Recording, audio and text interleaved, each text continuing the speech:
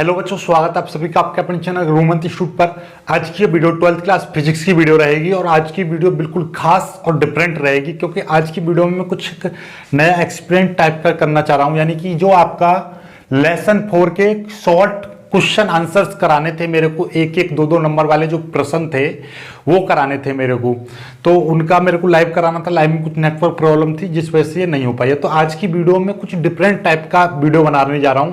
यानी कि आपको ये स्क्रीन पर दो तरीके की वीडियो दिखाई देगी। एक तरफ आपको क्वेश्चन आंसर्स डिस्प्ले पर दिखाई देंगे और एक तरफ क्या दिखाई देगा आपको, एक तरफ मैं समझाऊंगा।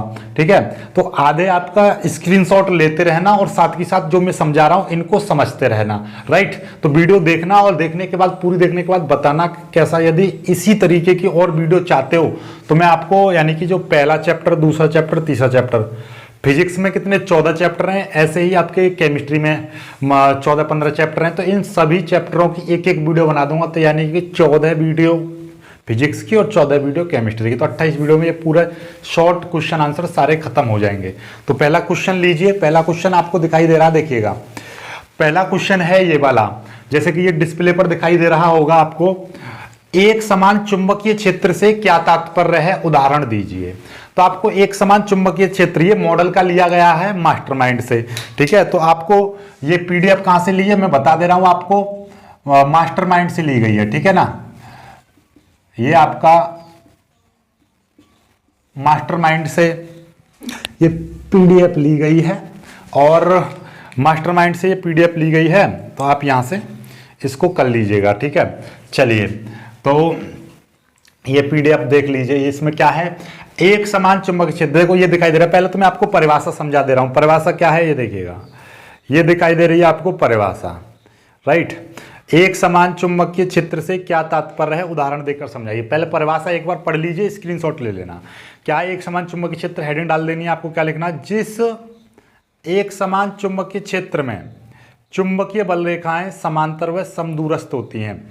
यानी कि एक ऐसा चुंबकीय क्षेत्र, यानी ये क्या कह रहा है, एक समान चुंबकीय क्षेत्र बताना है आपको। एक समान चुंबकीय क्षेत्र, तो भाई एक समान चुंबकीय क्षेत्र होता कौन सा है, एक ऐसा चुंबकीय क्षेत्र जिसमें चुंबकीय बल रेखाएं तो समांतर होनी चाहिए। यानी इस तरीके से चुंबकीय बल रेखाएं बिल्कुल एक दूसरे के कैसी होनी चाहिए, समांतर होनी चाहिए। और दूसरी खास बात कि इन दूरियों के बीच की दूरी सदैव बराबर होनी चाहिए, यानी समदूरस्थ होनी चाहिए, एक एक बराबर। ठीक है, तो एक ऐसा चुंबकीय क्षेत्र जिसमें चुंबकीय बल रेखाएं समांतर व एक दूसरे के समदूरस्थ, समदूरस्थ, दूरस्थ का मतलब क्या है, समान दूर में, एक समान दूरी पर स्थित हों, यानी समदूरस्थ हों।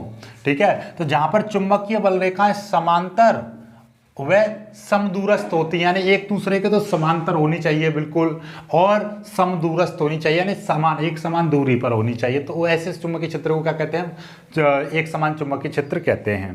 ठीक है, जैसा मैं बता रहा हूँ वैसा लिख लेना। मॉडल में काफी सारी गलतियां हैं, वो मैं अभी आपको समझाऊंगा, आपको पता चल जाएगी कहां पर गलती है। ठीक है, उदाहरण के लिए जैसे कि एक लंबी धारावाही परिनालिका, ठीक है, तो एक लंबी धारावाही परिनालिका के केंद्र पर जो चुंबकीय क्षेत्र होता है वो आपका कैसा रहता है, एक समान चुंबकीय क्षेत्र रहता है। यानी कि इसका उदाहरण क्या है, एक समान धारावाही परिनालिका के केंद्र पर जो चुंबकीय क्षेत्र होता है वो कैसा रहता है, एक समान चुंबकीय क्षेत्र रहता है। राइट, चलिएगा अब नेक्स्ट अगले प्रश्न पर चलते हैं।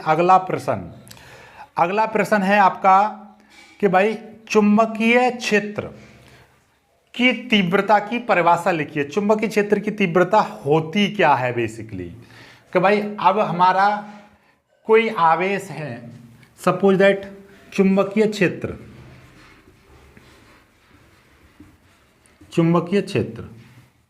की तीव्रता, एक्चुअली बेसिकली पहले तो ये समझो चुंबकीय क्षेत्र की तीव्रता का मतलब क्या है। चुंबकीय क्षेत्र की तीव्रता का मतलब होता है, ये देखिएगा, अरे ये बेर ऐसा हो जा रही है, चलिए ऐसे रखिए। चुंबकीय क्षेत्र की तीव्रता का मतलब होता है कि भाई आपका जो चुंबकीय क्षेत्र है उसकी मेजरमेंट, कि वो चुंबकीय क्षेत्र है कितना, वास्तव में उसका एक्चुअली में मान कितना है, वो होती है चुंबकीय क्षेत्र की तीव्रता। तो ये निकलता कैसे, जैसे कि मान लीजिए मेरे पास ये एक समान चुंबकीय क्षेत्र है और इसमें कोई कोई चालक रख दिया, एल लंबाई का चालक रख दिया इसके थीटा कोण बनाते हुए, और इसमें आई धारा बह रही है। तो सिंपल सी बात है, जब धारा बहेगी और चुंबकीय क्षेत्र में आएगा तो इस पर एक चुंबकीय बल लगेगा। तो हम यहीं से परिभाषा बनाते हैं कि मानना कि ये 1 मीटर लंबा चालक है, कितना, 1 मीटर लंबा चालक हो, 1 मीटर लंबा चालक हो, और इसमें 1 एम्पियर की धारा बह रही हो, और ये चुंबकीय क्षेत्र के कैसा रखा हो, लंबवत रखा हो, चुंबकीय क्षेत्र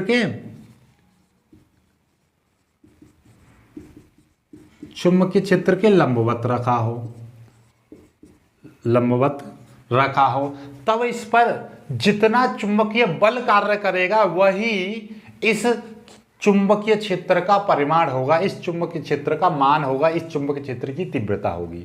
सपोज दैट कि मेरे पास में ये चुंबकीय क्षेत्र है और इसमें मैंने एक चालक रख दिया इस तरीके से, तो इस मैंने किसी भी चुंबकीय क्षेत्र के कोई लंबवत एक चालक रख दिया जाए, 1 मीटर लंबा चालक रख दिया जाए और उसमें मैं 1 एम्पियर की धारा प्रवाहित कर दूं, तो उस पर एक जो बल कार्य करेगा उस बल का मान यदि आपको पता चल जाएगा तो आप कह दोगे कि इस चुंबकीय क्षेत्र की जो तीव्रता है वो भी उतनी ही होगी जितना इसका चुंबकीय बल का मान आ रहा है। तो इसी तरीके से यह परिभाषा बन जाएगी कि 1 मीटर लंबे चालक को यदि किसी चुंबकीय क्षेत्र के लंबवत रख दें और उसमें 1 एम्पियर की धारा प्रवाहित कर दें तो उस पर जितना चुंबकीय बल लगता है वही उस क्षेत्र का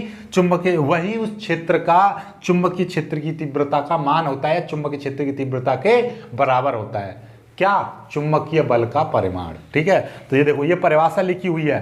परिभाषा देखो मैं आपको समझा दे रहा हूं, परिभाषा क्या है कि यदि एक, ओहो इसका वो कहां गया पेन है, ये क्या हो रहा है,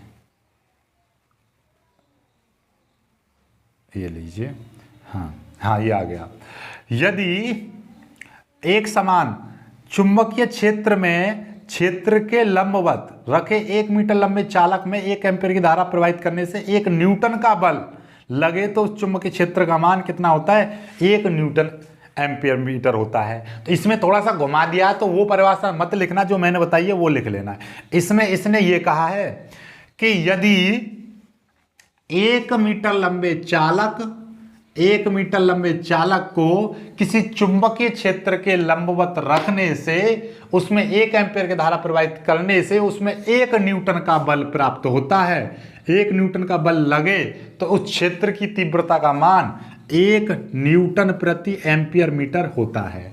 सिंपल सी बात है, देखो यहां से ये वाला फॉर्मूला होता है F बराबर BIL साइन थीटा। तो मतलब देखिएगा B का मान बताना है आपको, तो F का मान कितना हो जाए, 1 हो जाए, B का मान, I का मान 1 एम्पियर, L का मान 1 मीटर और साइन 90। तो ये है आपका साइन 90 का मान भी तो 1 ही होता है, इसलिए तो कि 1 मीटर लंबा चालक किसी 1 मीटर लंबे चालक को चुंबकीय क्षेत्र के लंबवत रखने पर उसमें 1 एम्पीयर की धारा प्रवाहित करने से उसमें 1 न्यूटन का बल प्राप्त होता है। तो उस क्षेत्र की तीव्रता का मान 1 न्यूटन प्रति एम्पीयर मीटर होगा, उस क्षेत्र की तीव्रता का मान 1 न्यूटन प्रति एम्पीयर मीटर होगा। ठीक है, तो मतलब देखो ऐसा है कि आपसे कोई पूछ ले कि चुंबकीय क्षेत्र की तीव्रता की परिभाषा बताओ, तो आप देखो इससे बढ़िया मैं बता रहा हूँ वो याद करो कि 1 मीटर लंबे चालक को किसी चुंबकीय क्षेत्र के लंबवत रखने पर उसमें रखकर, ऐसा करो, 1 मीटर लंबे चालक को चुंबकीय क्षेत्र के लंबवत रखकर उसमें 1 एम्पीयर की धारा प्रवाहित करने से उसमें या उस पर जितना इतना चुंबकीय बल कार्य करता है वही चुंबकीय क्षेत्र की तीव्रता कहलाता है। या आप ऐसे बोल सकते हो, 1 मीटर लंबे चालक को चुंबकीय क्षेत्र के लंबवत रखकर 1 एम्पीयर की धारा प्रवाहित करने से यदि उसका बल, उस पर लगने वाले बल का मान 1 न्यूटन प्रति एम्पीयर मीटर प्राप्त होता है तो उस चुंबकीय क्षेत्र की तीव्रता का मान 1 न्यूटन प्रति एम्पीयर मीटर होगा। ये है आपकी परिभाषा। ये समझ में आ गया। चलिए आगे बढ़ते हैं, इसको मिटा देता हूँ मैं, ठीक है। समझ में आ जाए तो बता देना, ना समझ में आए तो कमेंट कर देना।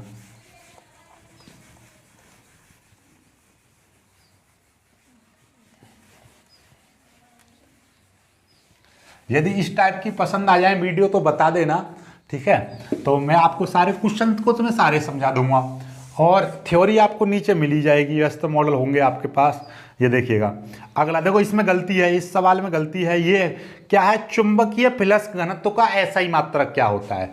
चुंबकीय फ्लक्स घनत्व, याद रखना, चुंबकीय फ्लक्स घनत्व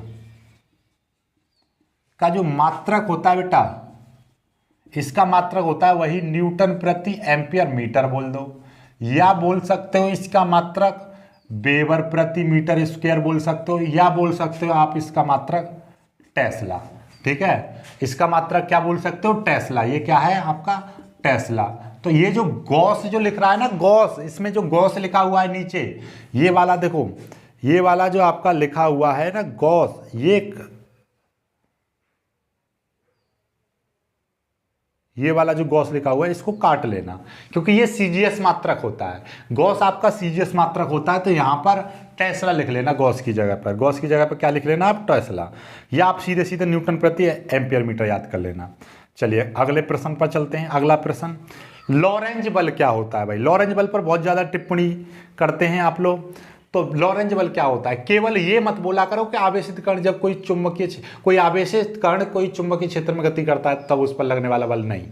क्या होता है कि लॉरेंज बल होता है, देखो जरा ध्यान से समझेंगे, लॉरेंज बल होता क्या है बेसिकली, कि कोई भी आवेशित कण है वो ऐसे क्षेत्र में गति करे जहां पर चुंबकीय क्षेत्र भी है, जहां पर चुंबकीय क्षेत्र भी है और जहां पर वैद्युत क्षेत्र भी है, यानी कि दोनों क्षेत्र मौजूद है।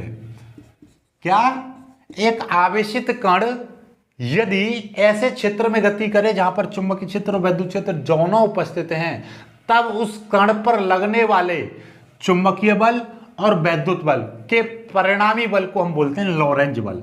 लॉरेंज बल क्या होता है, बेसिकली लॉरेंज बल होता है जब भैया कोई आवेशित कण चुंबकीय क्षेत्र में चलेगा तो उस पर चुंबकीय बल लगेगा, यानी कि एफ बी, और जब वो वैद्युत क्षेत्र में चलेगा तो वहां पे इलेक्ट्रिक फोर्स लगेगा जिसको एफ ई बोलते हैं। इन दोनों का जो योगफल होगा उसको बोलेंगे हम लॉरेंज बल। क्या बोलेंगे, लॉरेंज बल। तो लॉरेंज बल क्या होता है, बेसिकली लॉरेंज बल होता है आपका इन दोनों का परिणामी बल होता है, यानी कि चुंबकीय बल और वैद्युत बल का परिणामी बल होता है। क्यों, क्योंकि जब कोई आवेशित कण ऐसे क्षेत्र में गति करता है, चुंबकीय क्षेत्र और वैद्युत क्षेत्र दोनों में गति करता है, तो देखो ये लिखा भी हुआ है, भाई मार्कर बड़ा गिरता है हमारा, ठीक है। चलो कोई दिक्कत वाली बात नहीं है। देखो ये क्या लिखा हुआ है, इसमें लिखा हुआ है, देखो आप लोग यहां पर समझो, यदि आवेशित कण ऐसे क्षेत्र में है जहां वैद्युत तथा चुंबकीय क्षेत्र दोनों उपस्थित हैं, तब कण पर कार्यरत परिणामी बल को हम लॉरेंज बल कहते हैं, राइट। तो देखिएगा बेसिकली होता क्या भाई, चुंबकीय क्षेत्र में गति करेगा तो चुंबकीय बल लगेगा जिसको बोलेंगे एफ बी बराबर क्या होता है, Q V V sine theta, ऐसे बोल दीजिए। या आप इसको ऐसा भी लिख सकते हो, Q B V sine theta, जैसे कि होता है ए बी, जैसे ए क्रॉस बी बराबर क्या होता है, आप लोग जानते होंगे ए बी साइन थीटा होता है। तो उसी तरीके से यहाँ पर बी बी साइन थीटा लिखा हुआ, तो इसकी जगह पे क्या लिख सकता हूं मैं, B vector cross B vector लिख सकता हूं। वैद्युत बल, यानी कि वैद्युत बल, इलेक्ट्रिक फोर्स क्या होता है, जैसे कि आपका E बराबर होता है क्यू एफ बट्टे क्यू जीरो होता है, तो ये क्यू जीरो आ जाएगा, तो क्यू जीरो ई ये होगा। तो यहाँ पे क्यू लगा दो, कोई दिक्कत वाली बात नहीं है, ये हो जाएगा।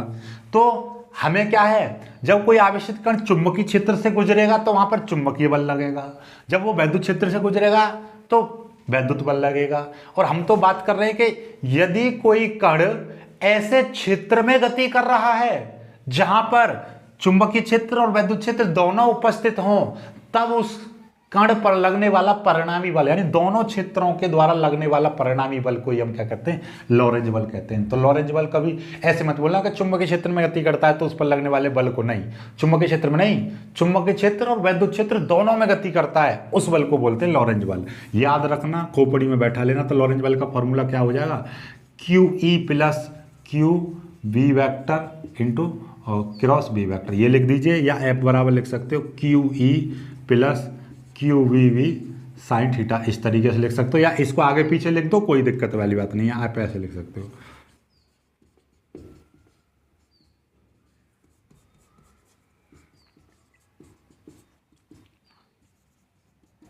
ठीक है, इस तरीके से, कोई दिक्कत, यहां तक तो कोई दिक्कत नहीं है। चलिए अगले प्रश्न पर चलते हैं। अगला प्रश्न क्या है, एम्पियर का परपतीय नियम। एम्पियर का परपतीय नियम देखो पहले पढ़ लेते हैं, क्या लिख रहा है एम्पियर का परपतीय नियम। किसी बंद परपथ की सीमा के अनुदेश चुंबकीय क्षेत्र का रेखीय समाकलन उस पथ द्वारा घिरी नेट धारा का μ0 गुना होता है। एक्चुअली में क्या होता है, इसको मैं थोड़ा सा वैसे समझाऊंगा अपनी भाषा में। मास्टरमाइंड और किताबों की भाषा थोड़ी सी अलग रहती है, ठीक है, और हम जो समझाते हैं, और स्पेशली मेरी जो बात करेंगे तो भैया मैं तो सबसे अलग समझाता हूं आपको, एकदम बेहतरीन इजी लैंग्वेज में।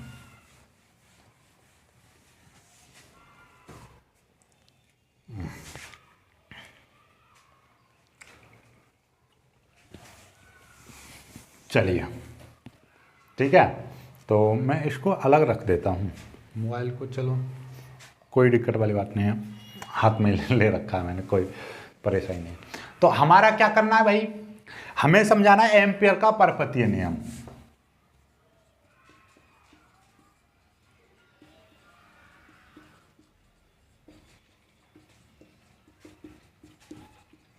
ऐसे समझो कि भैया कोई भी चुंबकीय क्षेत्र है, चुंबकीय क्षेत्र में कोई भी मैंने बंद पृष्ठ ले लिया, इस बंद पृष्ठ से होकर गुजरने वाली धारा आई है, तो सिंपल सा बात है, किसी चुंबकीय क्षेत्र में स्थित बंद पृष्ठ के लिए रेखीय समाकलन या बंद पृष्ठ का रेखीय समाकलन, इस चुंबकीय क्षेत्र का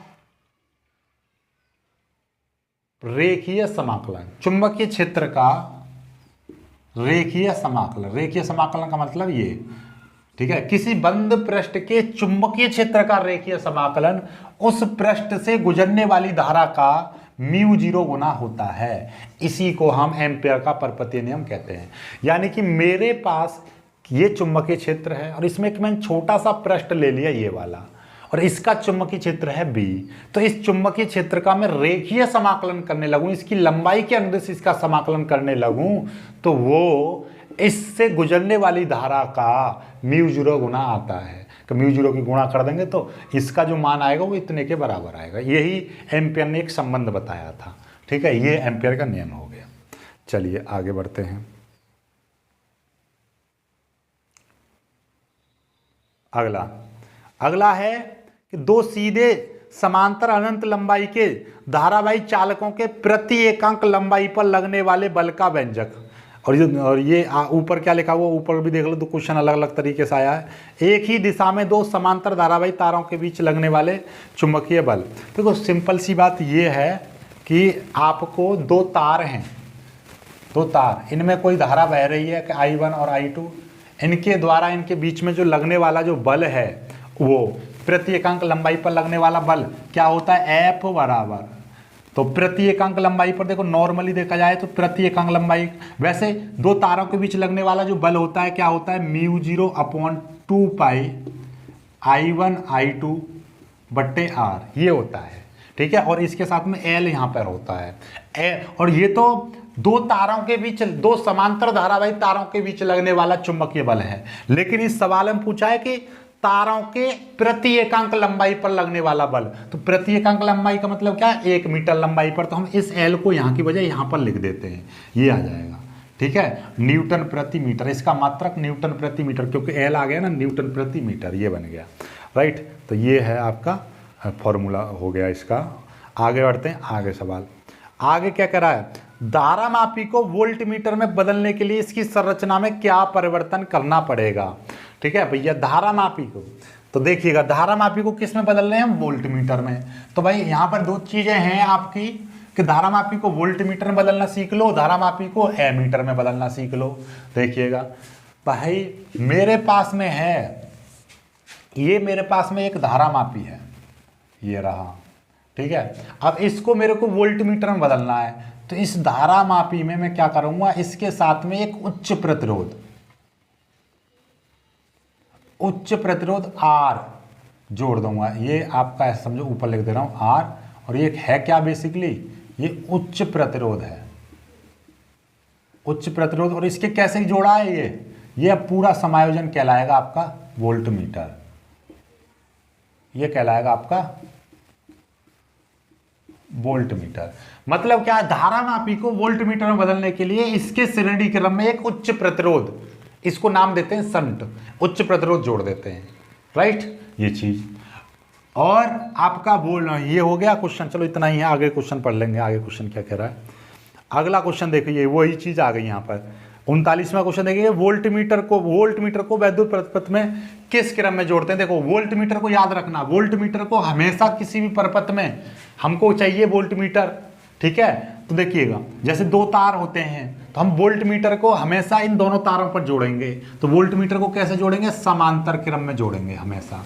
किस क्रम में जोड़ते हैं, वोल्ट मीटर को घरों में जोड़ेंगे तो कहीं पर भी किसी भी वैद्युत परिपथ में वोल्ट मीटर को किस रूप में जोड़ा जाता है, समांतर क्रम में जोड़ा जाता है। ओके चलिएगा, और एक आदर्श वोल्ट मीटर की हम बात करें, एक आदर्श वोल्ट मीटर की हम बात करते हैं। आदर्श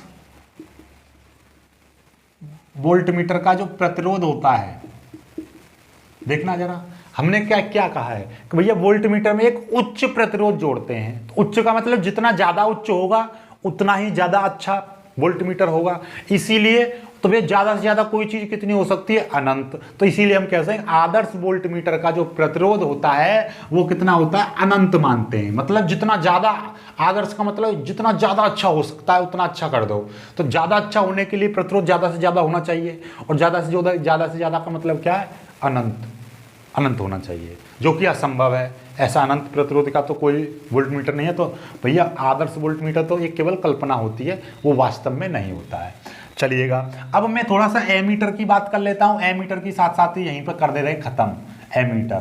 तो एमीटर के बारे में क्या है कि भैया एमीटर को, धारा मापी को एमीटर में बदलने के लिए क्या करते हैं, इस धारा मापी के, ये धारा मापी हमारे पास, ये है धारा मापी, इस धारा मापी के समांतर क्रम में एक प्रतिरोध जोड़ देते हैं, एक निम्न प्रतिरोध। क्या सा जोड़ेंगे, निम्न प्रतिरोध, इसको बोलेंगे संट।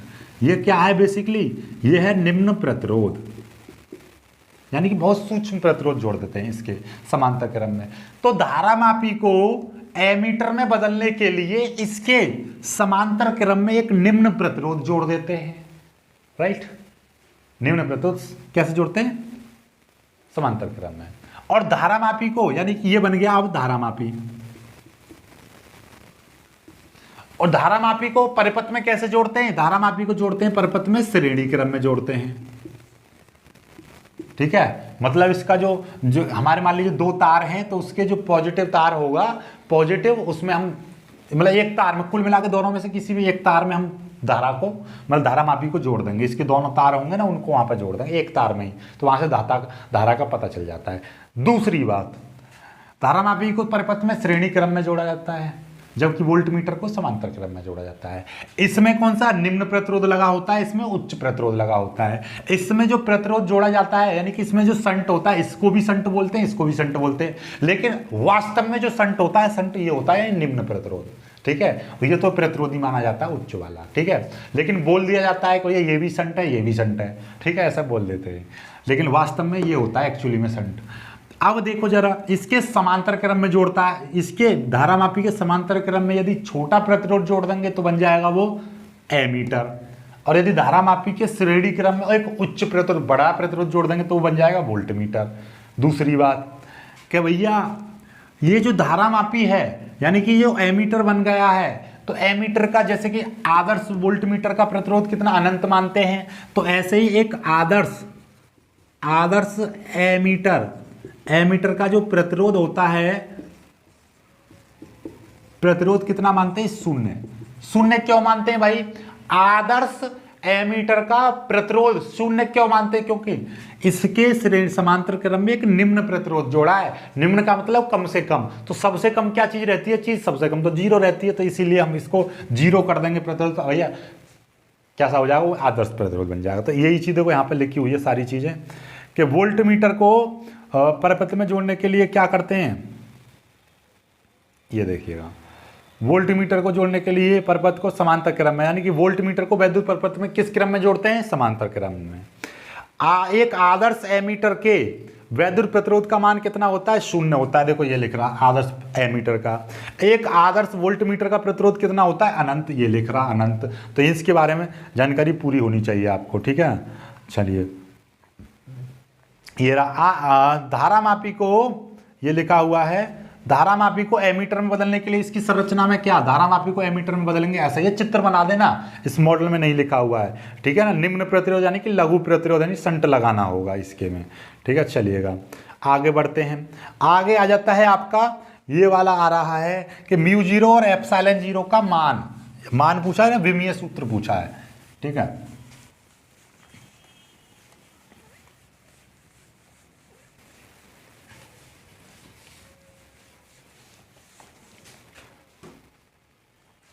आपको चाहिए म्यू जीरो और एप्सिलॉन जीरो का विमीय सूत्र। भैया एप्सिलॉन जीरो म्यू जीरो की जो वैल्यू होती है वो कितनी होती है? 1/c² होती है, ठीक। 1/c² होती है, और c होती है प्रकाश की चाल। तो भैया प्रकाश की चाल, c क्या है? प्रकाश की चाल। और चाल की जो विमा होती है वो कितनी होती है? Lt-1 होती है। इस पर स्क्वायर लग रहा है, स्क्वायर लगा दो, ठीक है। अब इसका अंदर मल्टीप्लाई कर देंगे तो L² T⁻² हो जाएगा, और इसको ऊपर ले जाएंगे तो कितना हो जाएगा? L⁻² T⁻+2, यानी कि ये ऊपर जाकर बदल जाएगा। तो याद रख लो इसकी जो विमा होती है वो इतनी होती है, राइट। ये आपका याद कर लेना डायरेक्टली। चलिएगा आगे बढ़ते हैं। अगला जो प्रश्न है ये देखिएगा, गतिमान आवेश कौन कौन से क्षेत्र उत्पन्न करता है? देखो जरा, देखो ये बहुत डाउटफुल प्रश्न रहता है। गतिमान आवेश, देखो गतिमान आवेश, गति करने की दो कंडीशन होती हैं कि भैया उसका वेग या तो कांस्टेंट रहे गति करते समय, और या फिर कांस्टेंट ना रहे, ठीक है। यदि कोई आवेशित कण या कोई गतिमान आवेश कांस्टेंट वेलोसिटी से, यानी एक समान वेग से, ना तो उसका वेग बढ़ रहा है ना घट रहा है, तो उस दौरान वो वैद्युत क्षेत्र तथा चुंबकीय क्षेत्र उत्पन्न करता है। ये याद कर लेना कि जब कोई आवेश एक समान वेग से गति करता है, यानी कि गति कर रहा होता है, कांस्टेंट वेग से गति कर रहा होता है, एक समान वेग से गति कर रहा होता है, तो तब वह वैद्युत क्षेत्र और चुंबकीय क्षेत्र दोनों उत्पन्न करता है। क्या करता है? दोनों उत्पन्न करता है, ठीक है। लेकिन जब उसका वेग या तो बढ़ रहा हो या उसका वेग घट रहा हो, उस दौरान वह वैद्युत क्षेत्र तथा चुंबकीय क्षेत्र प्लस, यानी वैद्युत क्षेत्र और चुंबकीय क्षेत्र के साथ वैद्युत चुंबकीय तरंगें क्या उत्पन्न करता है? वैद्युत चुंबकीय तरंगें। वैद्युत चुंबकीय तरंगें, ये नहीं दिखाई दे रहा हो तो यहां पे मैं लिख दे रहा हूं ऊपर, क्या करता है उत्पन्न?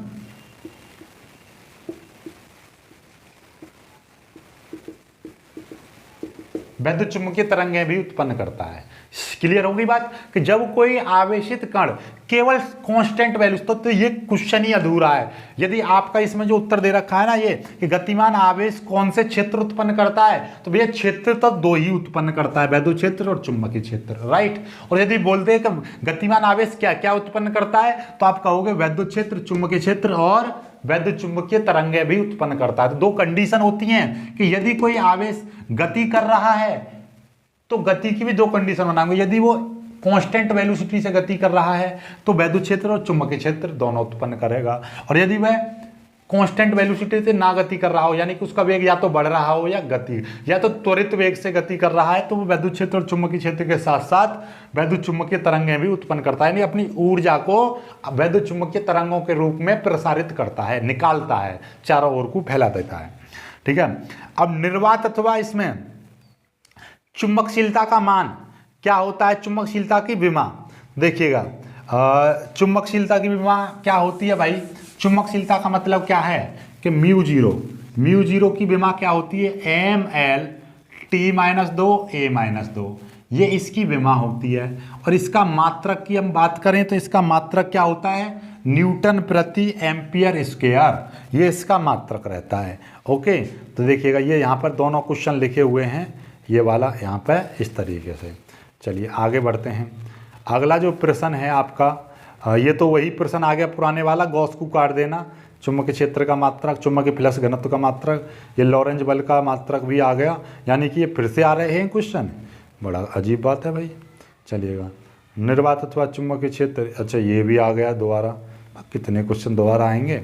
चलिएगा हाँ, ये थोड़ा सा अलग है कि इसका मात्रक बताइए, इसका केवल मात्रक बताना है। देखो यही है क्वेश्चन, बस म्यू जीरो एप्सिलॉन जीरो का 1/2 इसका मान, तो इसका मान निकलेगा कैसे, देखिएगा आप लोग ये तो जानते हो भैया म्यू जीरो एप्सिलॉन जीरो की वैल्यू होती है 1/c², राइट। इसको उलट दो तो ये 1/μ0 और एप्सिलॉन जीरो आ जाएगा बराबर c² आ जाएगा। इसको उलट दो या फिर ऐसा करो सिंपल तरीके, ये चीज़ धरा जाएगी, ये चीज़ धरा, यानी c² बराबर 1/μ0 एप्सिलॉन जीरो आ जाएगा। c बराबर क्या आ जाएगा, 1/, ये अंडर रूट में आ जाएगा, अंडर रूट μ0 एप्सिलॉन जीरो, 1 का अंडर रूट 1 रहेगा μ0 और एप्सिलॉन जीरो की घात 1/2 आ जाएगी, अंडर रूट का मतलब 1/2। इसको ऊपर ले जाएंगे तो क्या हो जाएगा, c बराबर μ0 एप्सिलॉन जीरो की घात -1/2 आ जाएगी। तो माइनस μ0 एप्सिलॉन जीरो की जो वैल्यू है वो किसके बराबर आ रही है, c के बराबर, और c का मात्रक क्या होता है, मीटर प्रति सेकंड। क्या होता है, मीटर प्रति सेकंड, या लिख सकते हो मीटर सेकंड इनवर्स। तो ये इसका मात्रक बन गया, देख लीजिए क्या है, डायरेक्टली आप याद कर सकते हो मीटर सेकंड इनवर्स। ठीक है, चलिए तो धारा मापी को वोल्ट मीटर में बदलने के लिए पुराने वाला क्वेश्चन आ गया, मतलब तो वही पुराने वाले क्वेश्चन। हाँ, ये चुंबकीय आघूर्ण की जो मात्रक होता है भाई, ये क्वेश्चन में न्यूमेरिकल करा रहा था, वहाँ पे भी मैंने डबिंग की थी, मैं भूल गया था उसका मात्रक। चुंबकीय आघूर्ण यानी कि इसका जो फॉर्मूला होता है m बराबर IA होता है, इसका मात्रक क्या हो जाएगा, एम्पियर मीटर स्क्वायर। विमा क्या बनेगी, विमा है इसकी L²A, इसकी विमा बन जाएगी। ठीक है, तो ये आपका क्वेश्चन पूरा हो चुका है।